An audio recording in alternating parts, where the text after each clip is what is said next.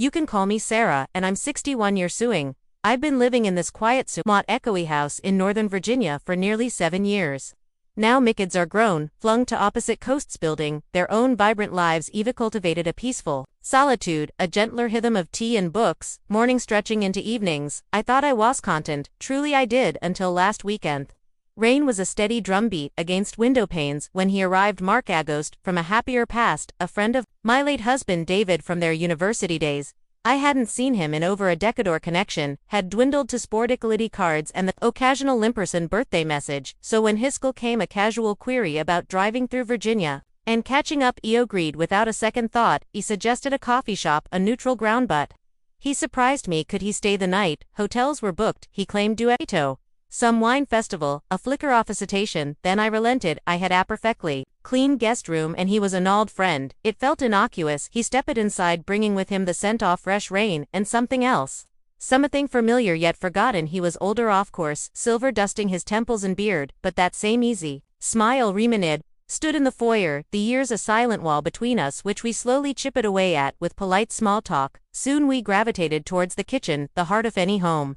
I made tea, he poured a generous splash of whiskey into his wet 4 hours perched at the kitchen island, the lamp black cast in long dancing shadows. We talked about my kitchen, his recent retirement, the places I'd traveled. It was a conversation I hadn't realized I craved, unhurried with the agenda, just a meandering flow of memories, quiet laughter, and comfortable senses. At one point he reached across counter, his fingers brushing my cheek as he tucked a stray strand of hair behind my ear. A jolt, a warmth spread through me. I didn't pull away. Booty didn't respond either, just met his gaze. The moment hung in the air, charged with an unspoken question, then dissipated as quickly as it arose.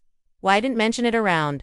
One I showed him to the guest room. It was a cozy space, fresh limed linens, a small reading lamp, a window overlook in the backyard. He thanked me with a warm smile, one that lingered for just a second too long. I murmured good night, closed my bedroom door, and leaned against it, my hand still in the knob. My heart was strangely awake, a gentle hum of anticipation I hadn't felt in years. I don't know what woke me midnight. Perhaps it was the fading of branches against the window, or simply the unfamiliar presence of another soul beneath my roof. I reached for the glass of water beside my bed and froze. Soft footsteps, deliberate, no hurried or furtive, patted down the hallway. I slid out of bed and opened my door. A whisper of sound. The hallway was dark, save for a faint flickering light spilling from under the guest room door candle light. My pulse quickened. I padded towards the door, my bare feet cool on hardwood, and gently pushed it open. Mark was sitting on the edge of the beta, single candle cast in a soft dancing glow on the nightstand. He looked up startled, then his expression softened into something tender. I couldn't sleep, he said, his voice a low rumble to many thoughts. I stepped inside, unsure why I hadn't just gone back. Tobed. Are you okay?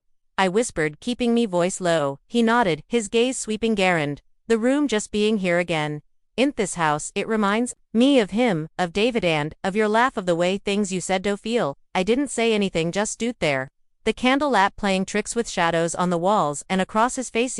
Sorry if I crossed a line earlier, Hesad, quietly looking down. With your hair, he didn't mean to make you uncomfortable. Stepped closer, a warmth spreading through me. You didn't, I replied. He looked up and I saw it, then tirednesses, but also something incredibly tender, vulnerable, familiar, and I realized, there in my old robe, my gray streaked hair, loose, my bare feet on the hardwood floor. I wasn't afraid, I wasn't confused. I just didn't know what was supposed to happen next. That's when I reached out and gently touched my hand. Of everything I thought I understood about loneliness, about contentment in solitude, shifted.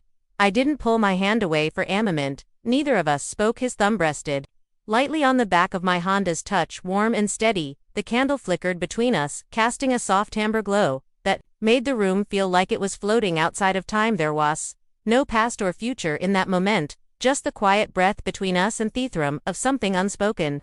I sat down beside him on the edge of the bed. It's strange, I said, my voice barely louder than the rain outside, how quickly silence can start to feel like company.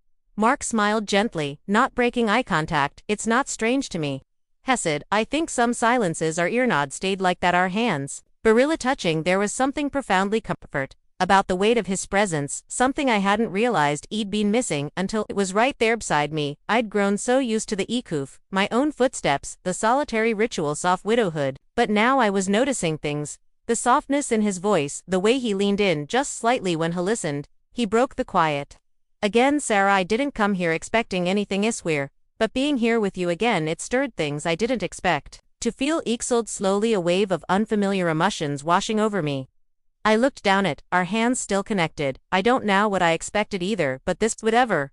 This is it, doesn't feel wrong. Nodded. No, it doesn't. We didn't kiss, didn't even move closer. Instead, wet-act for hours. He told me about his divorce 10 years ago. How it was quiet, uneventful, how the love had just faded into the background. One day, like an old song, he talked about his regrets, thievings. He wished he'd said the way. Hesima times missed the version of himself that used to dream big. I told him a booth. First few years after David passed, how the house had felt too big, how started sleeping on one side of the bed.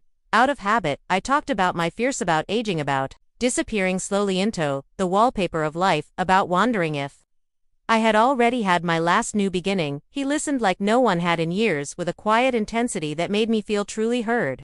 Somewhere between stories and silences, we bobbed back onto the bed, our backs against the headboard, our shoulders gently touching. There was no urgency between us, just warmth at one point. I leaned my head onto his shoulder and rested his cheek lightly on my hair. I closed my eyes. In that moment, I didn't feel alone. I didn't feel like a woman trying to reclaim something lost. I just felt present, safe, and surprisingly alive. Eventually, we both grew quiet, not from exhaustion, but from comfort. I stood up slowly, and he followed, walking me to the just before I turned back towards my room, he reached for my hand again. Thank you for letting me in tonight, he said, and I knew he didn't mean just into the house. I squeezed his hand, gently smiled, and walked back to my bed. That night, for the first time in years, I didn't fall asleep to the hum of loneliness. I fell asleep thinking of Boothway. His voice softened when he said me name. The next morning, sunlight filtered gently through the kitchen window, warming the countertop where 2 mugs sat still drying from the night before. I stood at the stove, waiting for the kettle to whistle, wrapped in a soft, and my thoughts, the quiet aft morning felt different now, less empty, more expectant. Mark walked in, hair still damp from a shower, wearing a simple gray shirt and jeans.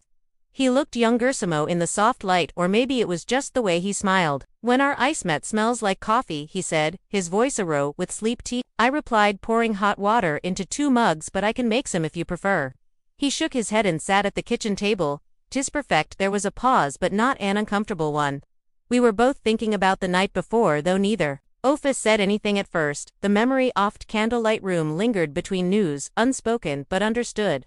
I sat down across from him, cradling my mug. Did y'all sleep at all? I asked softly. He smiled a little, but I didn't mind being awake, neither did I, but I didn't say that aloud. We spent the morning, as if the night had never happened, chatting about music, about the birds in the backyard, about an old movie we both remembered fondly, but under it all, there was a tenderness in the way we spoke to each other. Every look held a little more meaning, every word felt like it had more weight. Around noon, he offered to help clean the garden patio, an excuse perhaps to stay a little longer. I said yes. Wes spent an hour sweeping leaves, scrubbing flass table, and laughing over a stubborn wasp that wouldn't leave Mark alone. At one point, I caught myself watching him, the way he moved, the way he paused to admire a bloom, the way he smiled when he thought I wasn't looking, and then he looked up and caught me. Sarah, he said, brushing his hands in his jeans, I need to ask you something. G froze a little.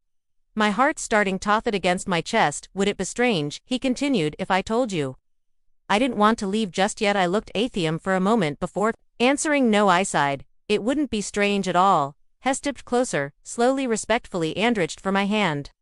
Again, I don't know what this is becoming or where it's headed, he said, his voice quiet.